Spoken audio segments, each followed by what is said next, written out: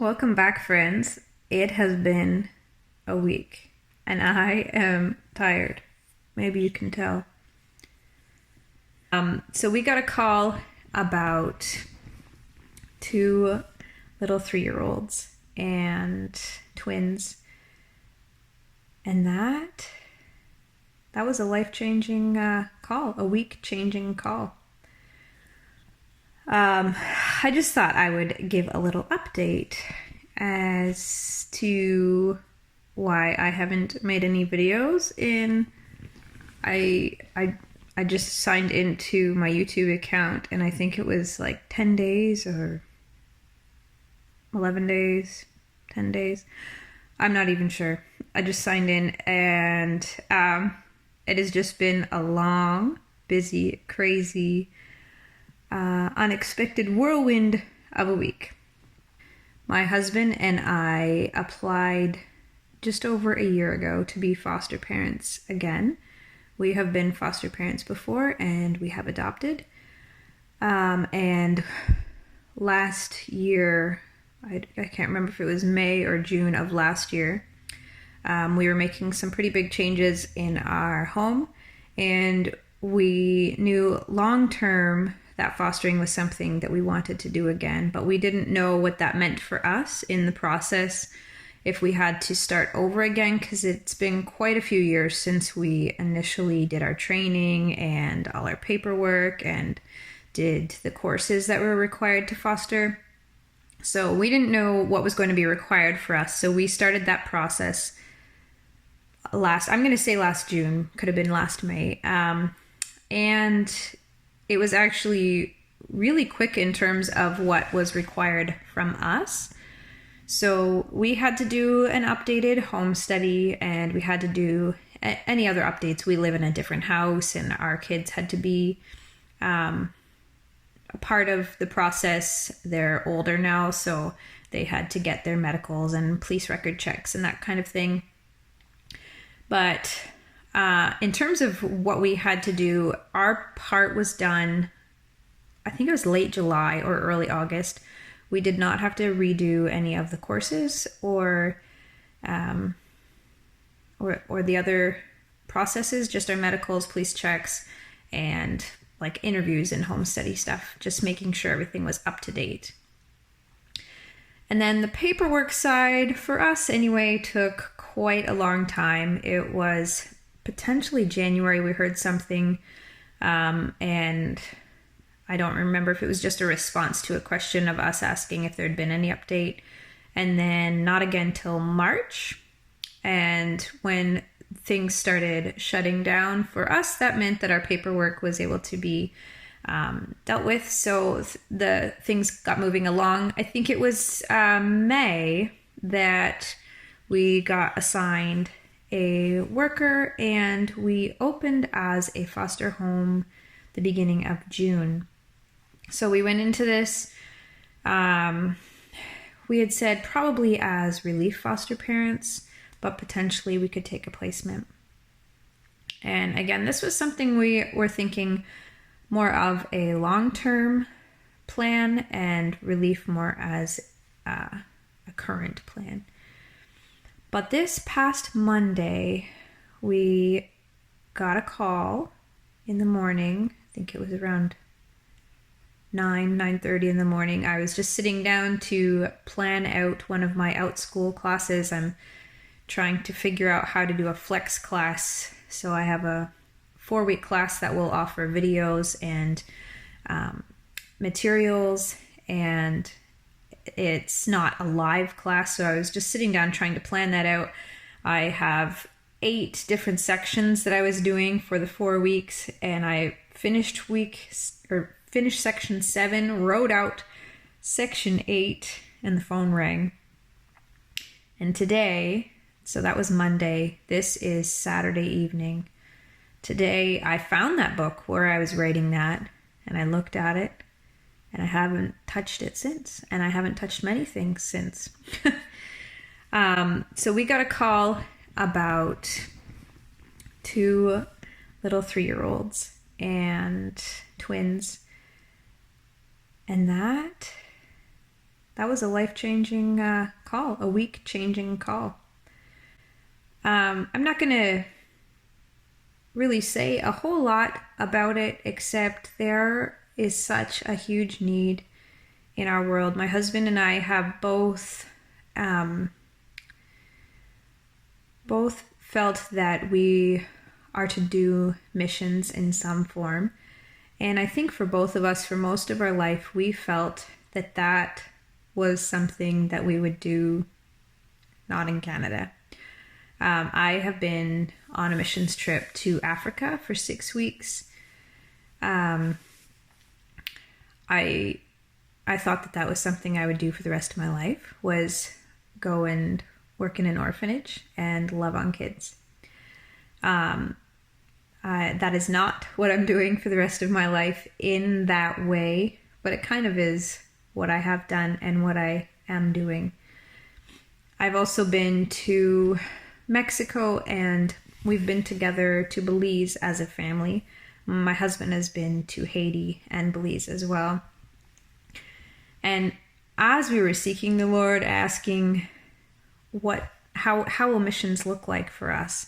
How can we do that? What does that look like? We both felt very strongly that the kids, these vulnerable kids that we were called to love and serve, are right here in our own country, in our own province.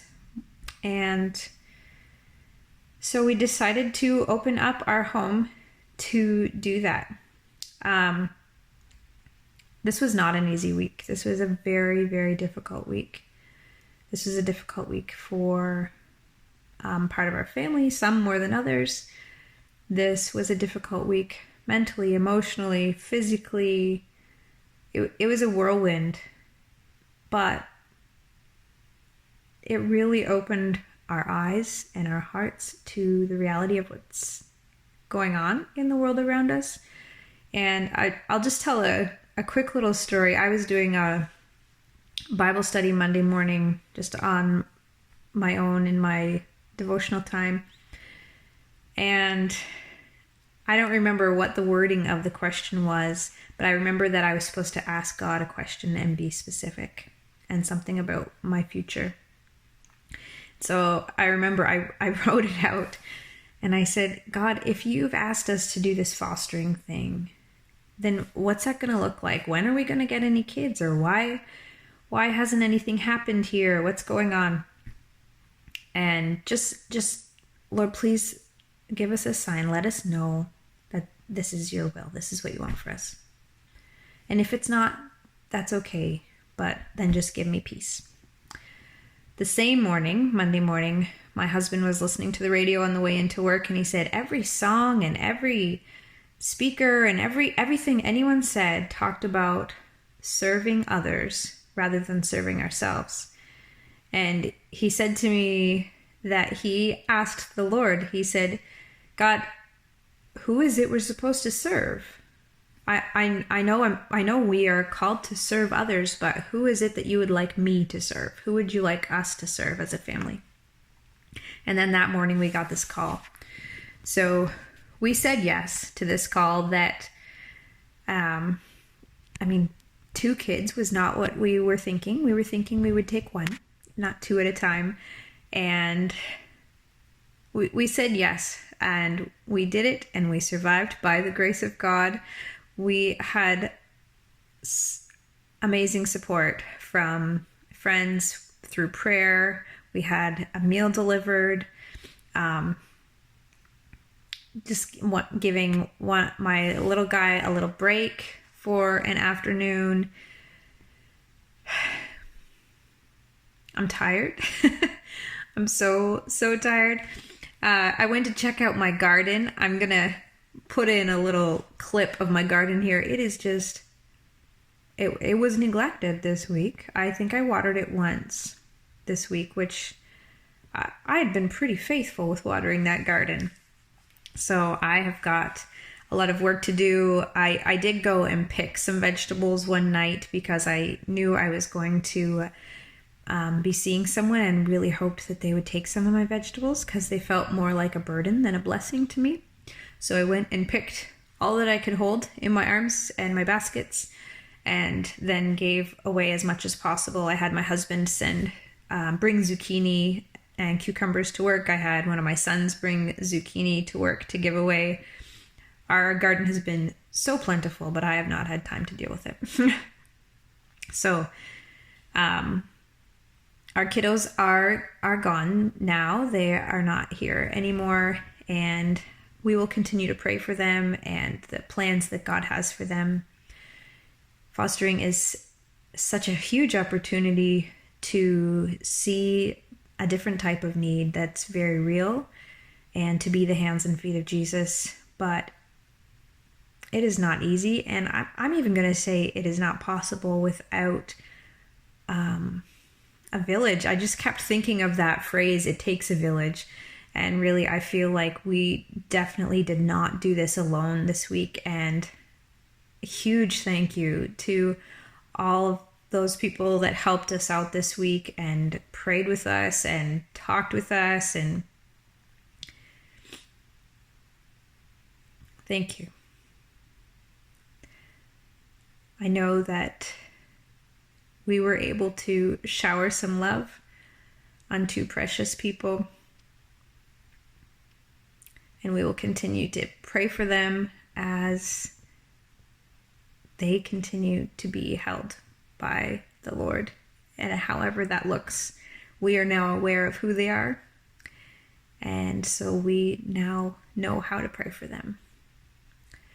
So that is just a little update where we have been, what has been going on this week. Our house feels very, very quiet today.